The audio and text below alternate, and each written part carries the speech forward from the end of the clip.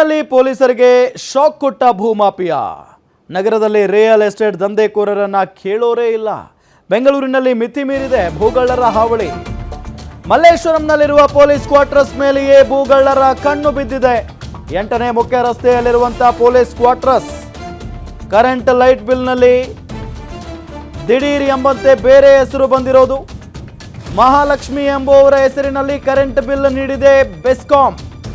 Police ಇಲಾಖೆಯ ಸ್ವತ್ತನ್ನು ಲಪಟಾಯಿಸೋದಕ್ಕೆ ಹೊರಟಿದ್ರು ಭೂಗಳ್ಳರು. Electric bill ನೋಡಿ ಪೊಲೀಸ್ ಇನ್ಸ್ಪೆಕ್ಟರ್ಗಳೇ ಶಾಕ್ ಆಗಿಬಿಟ್ಟಿದ್ದಾರೆ. ಜಾಗ ಬಿಡದಿದ್ರೆ ಯಾರನ್ನು ಬಿಡೋದಿಲ್ಲ ಅಂತ ಅಪರಿಚಿತರು ವಾರ್ನಿಂಗ್ ಕೊಟ್ಟಿದ್ದಾರಂತೆ. ನೋಡಿ, ಪೊಲೀಸ್ ಇಲಾಖೆಯ ಸ್ವತ್ತನ್ನು ಲಪಟಾಯಿಸೋದಕ್ಕೆ ಹೊರಟಿದ್ದಾರೆ ಈ ಭೂಗಳ್ಳರು ಅಂತ ಅಂದ್ರೆ ಜನಸಾಮಾನ್ಯರ ಪರಿಸ್ಥಿತಿ ಏನ್ರಿ? ಬೆಂಗಳೂರಲ್ಲಿ ಇಂಥ ಘಟನೆಗಳು ನಡೀತಾನೆ ಇರ್ತವೆ, ಆದರೆ ಬೆಳಕಿಗೆ ಬರಲ್ಲ. ಕೊಲೆ ಬೆದರಿಕೆಗಳನ್ನು ಹಾಕ್ತಾ ಇರ್ತಾರೆ. ಯಾರಿಗಾದ್ರೂ ಹೇಳ್ಬಿಟ್ರೆ ಬಿಡೋದೇ ಇಲ್ಲ, ಆ ಭೂಮಿ ಬಿಟ್ಟು ಹೋಗ್ಬಿಡ್ಬೇಕು, ಹಾಗೆ ಹೀಗೆ ಅಂತೆಲ್ಲ ನಡೀತಾ ಇರ್ತವೆ. ನೋಡಿ, ಇದು 1950ರ ಹಳೆ ಪೊಲೀಸ್ ಠಾಣೆಯ ಪಕ್ಕದಲ್ಲಿರುವಂಥ ಸರ್ವೆ ನಂಬರ್ 304, 305 ಜಾಗ. ಸುಮಾರು 1 ಎಕರೆ ಜಾಗದಲ್ಲಿದೆ ಪೊಲೀಸ್ ಕ್ವಾರ್ಟರ್ಸ್. ಅದು ಸುಮಾರು 100 ಕೋಟಿ ಬೆಲೆ ಬಾಳುವ ಪೊಲೀಸ್ ಇಲಾಖೆಯ ಕ್ವಾರ್ಟರ್ಸ್. ಅದು 100 ಕೋಟಿ ಜಾಗದ ಮೇಲೆ ಭೂಗಳ್ಳರ ಕಣ್ಣು ಬಿದ್ದಿದೆ. ಸದ್ಯ ಕ್ವಾರ್ಟರ್ಸ್ನಲ್ಲಿ 5 ಇನ್ಸ್ಪೆಕ್ಟರ್ಗಳು ಸೇರಿ ಸಿಬ್ಬಂದಿಗಳು ವಾಸ ಮಾಡ್ತಾ ಇದ್ದಾರೆ. ಪೊಲೀಸರಿಗೂ ತಿಳಿಯದೆ ಎಲೆಕ್ಟ್ರಿಕ್ ಬಿಲ್ ಖಾತೆಯಲ್ಲಿ ಹೆಸರು ಬದಲಾವಣೆ ಮಾಡಲಾಗಿದೆ. ಕ್ವಾರ್ಟರ್ಸ್ನಲ್ಲಿರುವ ಎಲ್ಲ 5 ಮನೆಗಳ ಬಿಲ್ನಲ್ಲಿ ಮಹಾಲಕ್ಷ್ಮಿ ಅನ್ನೋ ಹೆಸರು ಬಂದಿರೋದು. ನಕಲಿ ದಾಖಲೆ ತಯಾರಿಸಿ ಇಬ್ಬರಿಗೆ ಸೇಲ್ ಅಗ್ರಿಮೆಂಟ್ ಮಾಡಿಸಿದ್ದಾರೆ ಮಹಾಲಕ್ಷ್ಮಿ. ಕೃಷ್ಣಮೂರ್ತಿ ಹಾಗೂ ಶ್ರೀನಾಥ್ ನರಗದ್ದೆ ಎಂಬುವವರಿಗೆ ಸೇಲ್ ಅಗ್ರಿಮೆಂಟ್ ಆಗಿರೋದು. ಖಾಲಿ ನಿವೇಶನದ ಹೆಸರಿನಲ್ಲಿ ಸೇಲ್ ಅಗ್ರಿಮೆಂಟ್ ಮಾಡಿಕೊಡಲಾಗಿದೆ. ಇದೇ ವಿಚಾರಕ್ಕೆ ಸಂಬಂಧಪಟ್ಟಂತೆ ಡೀಟೇಲ್ಸ್ ಕೊಡ್ತಾರೆ ನಮ್ಮ ಸೀನಿಯರ್ ಕ್ರೈಮ್ ರಿಪೋರ್ಟರ್ ಗಿರೀಶ್ ಸಂಪರ್ಕದಲ್ಲಿದ್ದಾರೆ.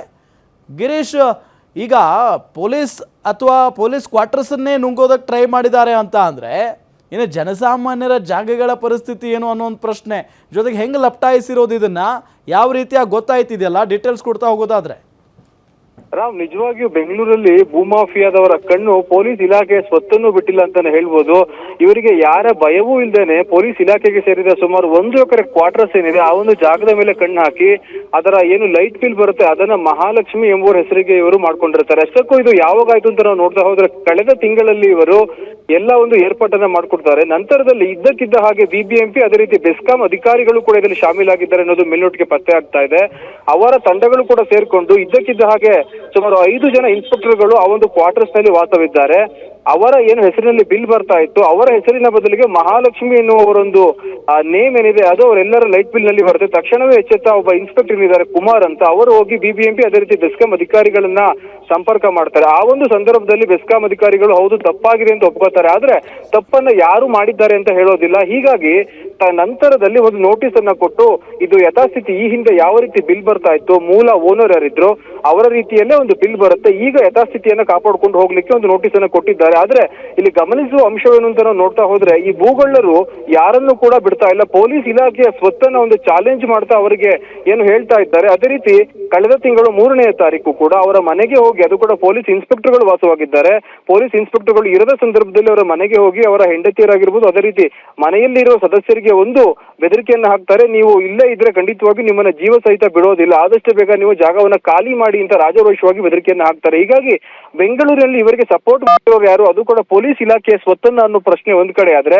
ಇನ್ನುಳಿದಂತೆ ಸಾರ್ವಜನಿಕರು ಅದೇ ರೀತಿ ಮಧ್ಯಮ ವರ್ಗದಲ್ಲಿ ಇರುವವರ ಸ್ವತ್ತನ್ನ ಕಾಪಾಡೋರು ಯಾರು, ಪೊಲೀಸರ ಸ್ಥಿತಿಗತಿಯೇ ಹೀಗಾದ್ರೆ ಅನ್ನೋದು ಪ್ರಸ್ತುತವಾದಂತಹ ಮಾಹಿತಿ. ಇನ್ನುಳಿದಂತೆ ಮಲ್ಲೇಶ್ವರಂನಲ್ಲಿ ಒಟ್ಟು 3 ಜನರು ಅದೇ ರೀತಿ 2 ಗವರ್ನಮೆಂಟ್ ಸಂಸ್ಥೆಗಳಿಂದ ಬಿಬಿಎಂಪಿ ಹಾಗೂ ಬೆಸ್ಕಾಂ ವಿರುದ್ಧ ಕಂಪ್ಲೇಂಟ್ ದಾಖಲಾಗಿದೆ. ಎಫ್ಐಆರ್ ದಾಖಲಾಗಿರೋ ಹಿನ್ನೆಲೆಯಲ್ಲಿ ತನಿಖೆ ನಂತರವಷ್ಟೇ ಯಾರದು ತಪ್ಪಿದೆ ಅನ್ನೋದು ತಿಳಿದು ಬರಲಿದೆ. ರಾಮ್, ಥ್ಯಾಂಕ್ ಯು ತಮ್ಮೆಲ್ಲ ಮಾಹಿತಿಗಾಗಿ.